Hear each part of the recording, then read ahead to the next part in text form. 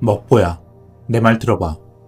언젠간 지금 이 순간을 회상하면서 그리운 기간이라고 생각하게 될 거야. 넌 지금 가슴은 두 동강 났지만 인생은 변하고 있다는 걸 깨닫게 될 거라고. 게다가 여기는 슬픔을 다루기엔 제일 좋은 장소지. 은총으로 둘러싸인 숭배의 장소. 지금 이 시기를, 매 순간을 만끽해. 모든 게 저절로 알아서 돌아가도록 내버려 두라고. 하지만 난 정말로 그를 사랑했다고요. 그게 뭐 대수야? 그래, 넌 누군가와 사랑에 빠졌었지. 아직도 상황 파악이 안 돼? 네가 느꼈던 사랑? 그건 시작에 불과해. 넌 사랑을 맛봤지만 글쎄, 그보다 얼마나 더 큰 사랑을 하게 될지 기다려보라고. 젠장, 이 먹보야. 넌 언젠가 이 세상 전부를 사랑하는 능력을 갖게 될 거야. 그게 너의 운명이야. 비웃지 말라고. 아저씨나 날 비웃지 마세요. 사실 난 울고 있었다. 데이빗을 잊기 힘든 건 그가 내 소울메이트라고 굳게 믿었기 때문이라고요. 그래, 소울메이트일 수도 있지. 문제는 네가 소울메이트의 진정한 의미를 모른다는 거야. 사람들은 소울메이트가 완벽한 짝이라고 생각하지. 사람들이 원하는 것도 그거고. 하지만 진짜 소울메이트는 거울이야. 네가 억눌려 온 걸 모두 보여주는 사람. 너의 의식을 일깨워 인생이 바뀌게 해주는 사람. 그래, 진정한 소울메이트는 가장 중요한 인연일 거야. 왜냐하면 그들은 너의 벽을 허물어뜨리고 따귀를 때려 널 깨어나게 할 테니까. 하지만 소울메이트와 영원히 산다고? 글쎄, 그건 너무나 고통스럽거든.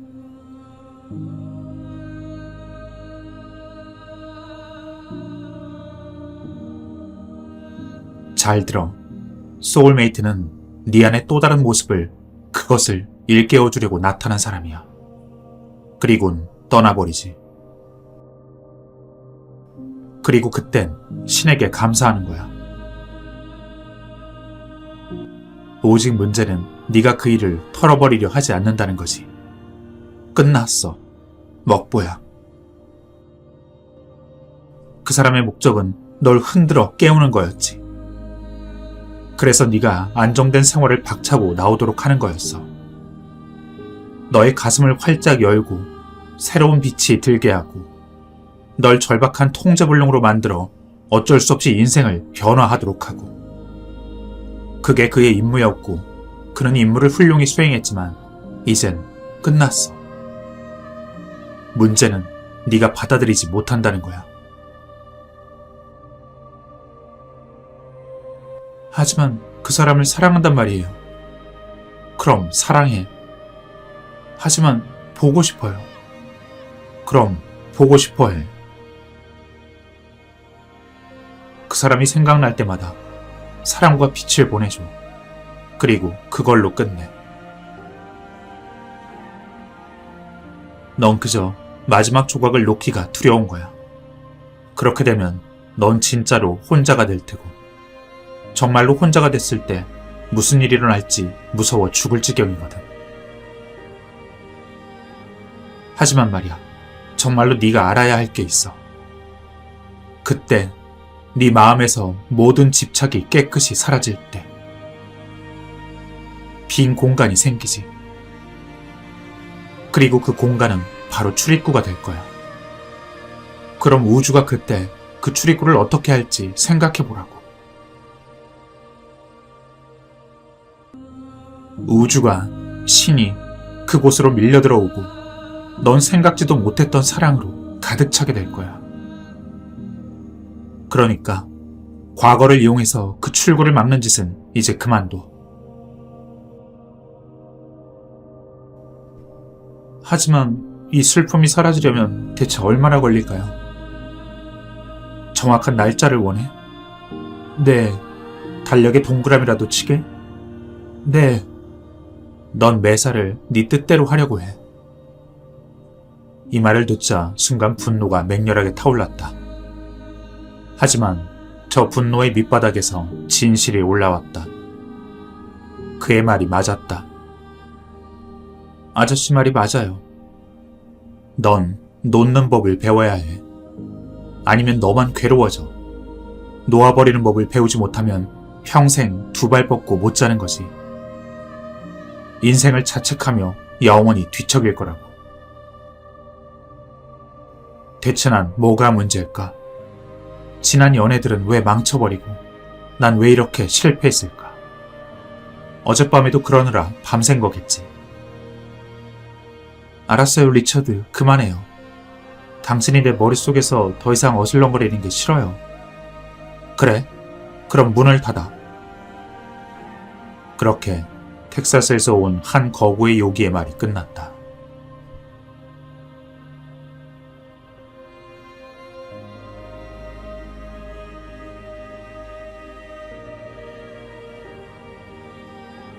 아홉 살에서 10살로 넘어가던 무렵 나는 형이상학적 위기를 겪은 적이 있다. 그 나이에는 정말로 어울리지 않는 그런 위기. 대부분의 사람들이 50살 무렵에나 겪기 마련인 그런 감정 말이다. 시간이 너무도 빨리 흐른다는 생각이 들었다. 유치원에 다닌 게 엊그제 같은데 벌써 10살이라니. 이제 곧 사춘기가 될 테고 아줌마에서 할머니가 될 테지. 다른 사람들도 초고속으로 나이를 먹고 있었다. 그리고 모든 생명체는 언젠가 태어난 곳으로 돌아간다는 자각이 들었다. 가족도, 친구도, 내 고양이도. 그럼 대체 무엇 때문에 우린 살아야 한단 말인가? 모든 생명체는 결국 태어난 곳으로 돌아간다. 하지만 중요한 사실은 오직 인간만이 그 사실을 매일 생각할 수 있는 행운아들이라는 것이다.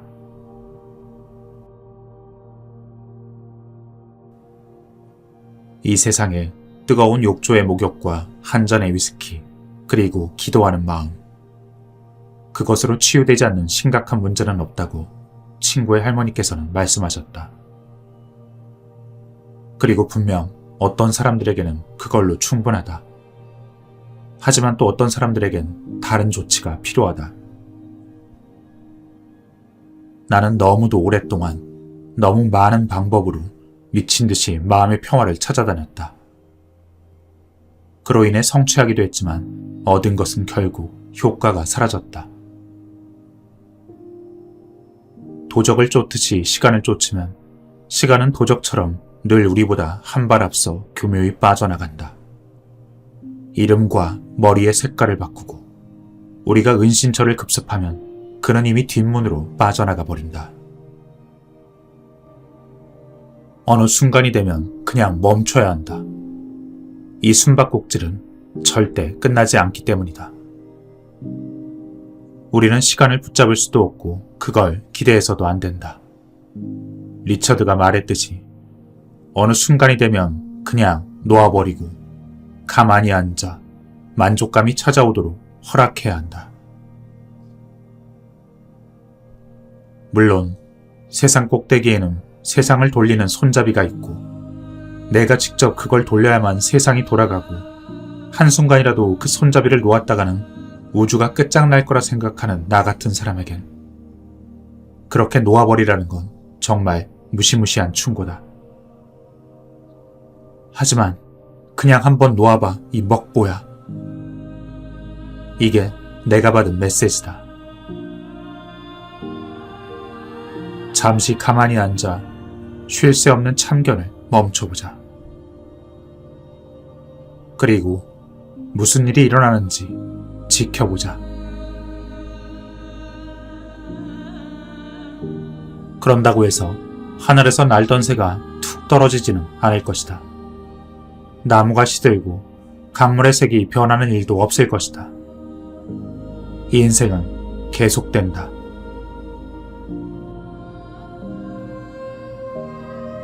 그럼에도 왜 사람들은 매 순간 시시콜콜한 일까지 우리가 모두 관리해야 한다고 철석같이 믿고 있을까? 왜 그냥 내버려두지 않을까?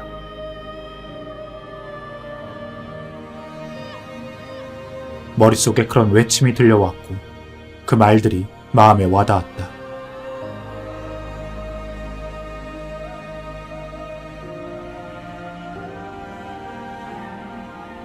머리로는 그 말을 믿었다. 정말로.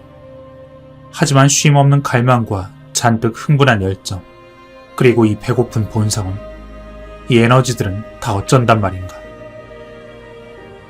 그러자 대답 또한 들려왔다. 신을 찾아라.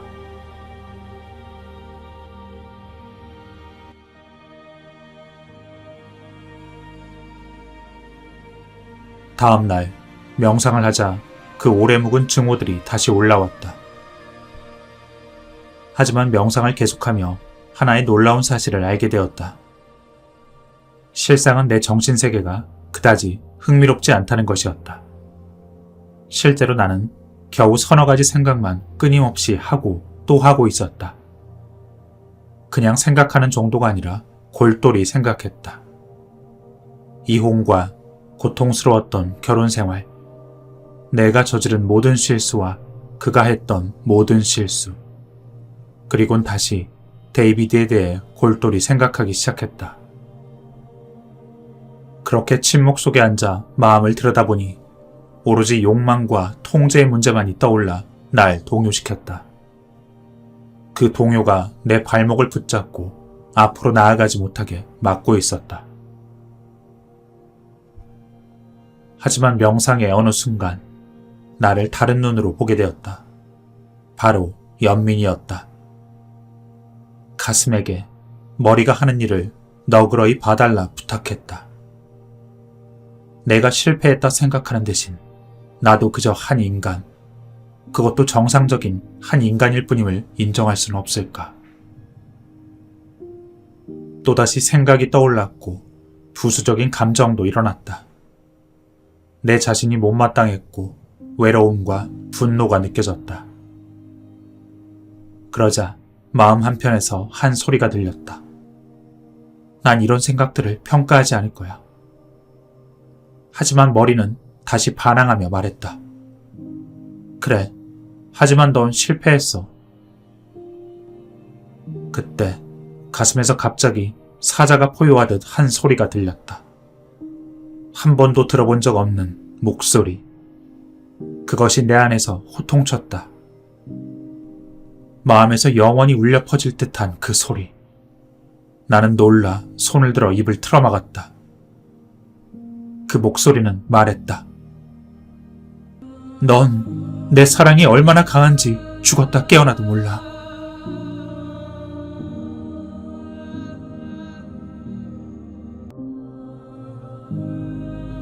마음속 조잘거림과 부정적 생각들이 이 외침의 바람을 타고 새처럼 사슴처럼 흩어져 버렸다. 그리고 침묵이 이어졌다. 강렬하고 떨리며 경외심마저 불러일으키는 침묵.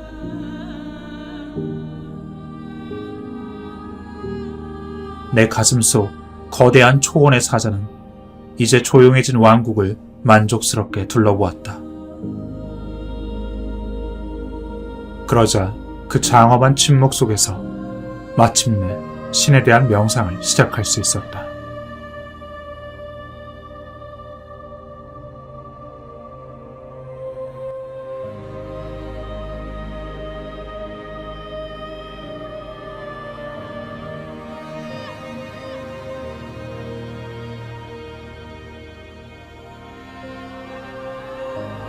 나는 아슈람에서 제일 높은 곳 탑 꼭대기까지 올랐다.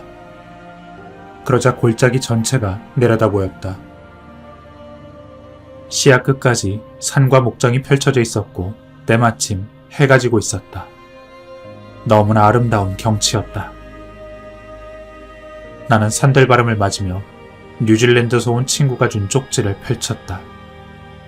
거기에는 이렇게 쓰여 있었다. 자유를 얻기 위한 지침서.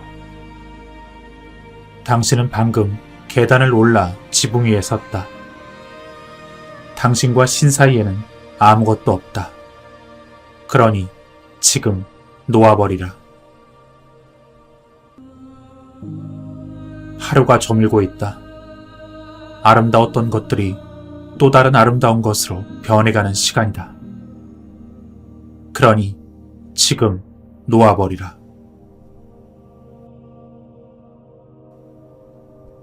그대가 여기 있다는 것이 곧 신의 응답이다. 그러니 놓아버리라. 진심으로 은총을 구하라. 그러니 놓아버리라. 진심으로 그를 용서하라. 그리고 너 자신을 용서하라. 그러니 놓아버리라. 너를 쓸데없는 고통에서 풀어주라. 그러니 놓아버리라. 카르마가 다하면 사랑만이 남는다. 이젠 안전하다.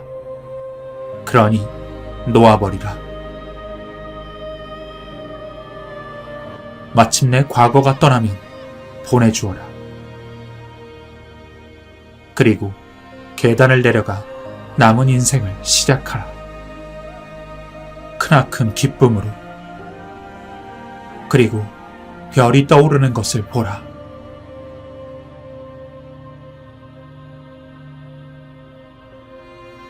지는 해를 바라보다 바닥에 등을 대고 누워 하나둘 뜨는 별을 바라보았다. 산스크리트어로 된 짧은 기도를 흥얼거렸고 어두워지는 하늘 위로 새로운 별이 얼굴을 내밀 때마다 그 기도를 반복했다. 하지만 새롭게 비추는 별의 속도가 빨라지자 나는 그들을 따라잡을 수 없었다. 그리고 이내 하늘 전체에서 화려한 별들의 쇼가 펼쳐졌다. 그리곤 깨달았다. 나와 신 사이에는 아무것도 없었다.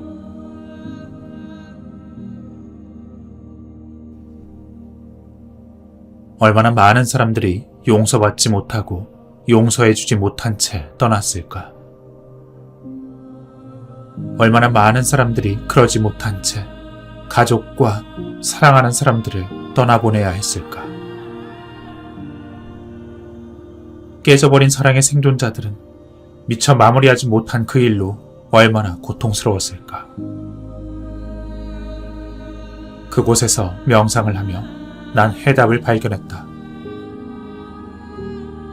우리 스스로 우리 마음속에서 그 일을 마무리할 수 있었다. 이건 가능할 뿐 아니라 꼭 해야만 하는 일이기도 했다.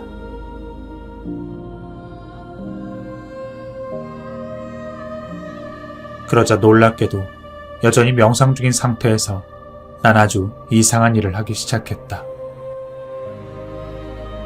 헤어진 남편을 인도의 이 옥상 위로 초대했다. 그리고 나를 만나줄 수 있겠느냐 물었다.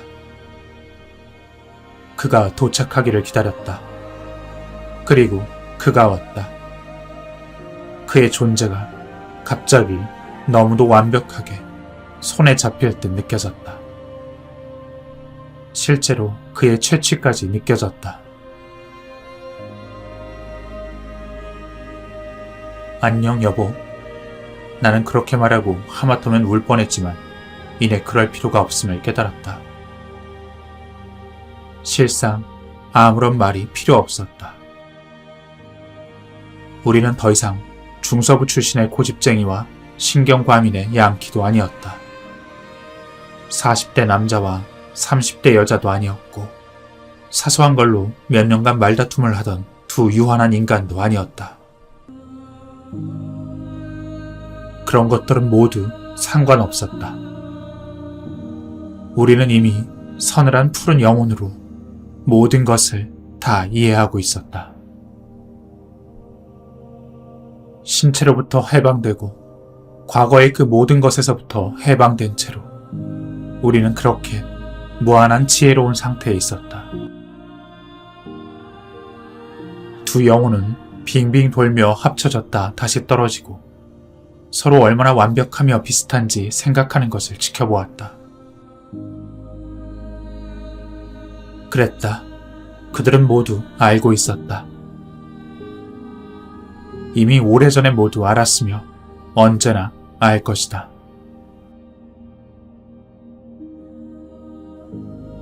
서로를 용서할 필요도 없었다. 그러기 위해 태어났기 때문이었다.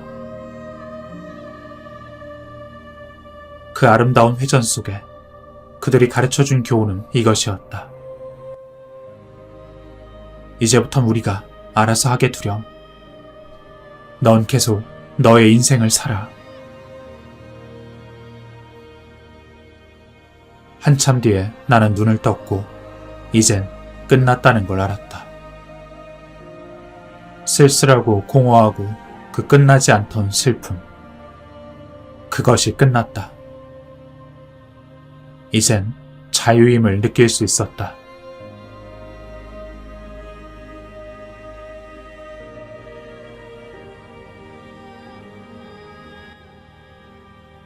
인간에겐 이런 의식이 필요하다. 우리가 겪었던 기쁨이나 트라우마 같은 가장 복잡한 감정들이 안전하게 쉴 수 있는 그런 의식. 그리하여 그 감정을 영원히 끌고 다니면서 지치지 않도록 그런 의식이 필요하기도 하다. 우리는 얼마든지 스스로 그런 의식을 만들어 자신의 고장난 감정의 시스템을 고칠 수 있다. 내 너그러운 뉴질랜드 친구가 알려준 것처럼 우리가 직접 만든 의식에 올바른 진지함만 부여한다면 신은 은총을 내려주실 것이다. 나는 해방의 의식을 축하하기 위해 자리에서 일어나 물구나무 서기를 했다. 손 아래로 내 힘과 균형이 느껴지고 맨발에 와닿는 느긋한 저녁바람이 느껴졌다. 이렇듯 우리는 원하면 손을 짚고 일어설 수 있다. 그것은 우리의 특권이다. 그래서 신에겐 우리가 필요하다. 우리의 손을 통해 몸을 통해 이 모두를 느끼고 싶어 하기에.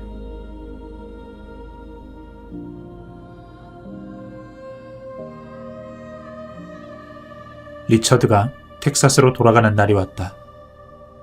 나는 공항까지 그를 차로 배웅했고 우리 둘 다 슬픔에 잠겼다. 우리는 오랫동안 길 위에 서 있었다. 더 이상 널 구박할 일이 없으니 무슨 낙으로 살지? 아슈람에서 좋은 경험 많이 했지? 몇 달 전하고는 확실히 달라 보여. 그동안 질질 끌고 다니던 슬픔은 조금 쫓아냈나 봐. 요즘은 정말 행복해요, 리차드. 그래, 이것만 기억해. 여길 떠나면 곧 불행도 만나게 될 테니 삶에는 언제나 행복과 불행이 교차하니까 말이야. 그런데 불행을 다시 집어들 거야? 아니요. 다시 집어들지 않을 거예요. 좋아. 부탁하는데 앞으로 계속 전진하는 거야. 알겠지? 네, 그럴게요. 스와미지는 말했다. 신은 우리 안에 머문다. 우리의 모습으로.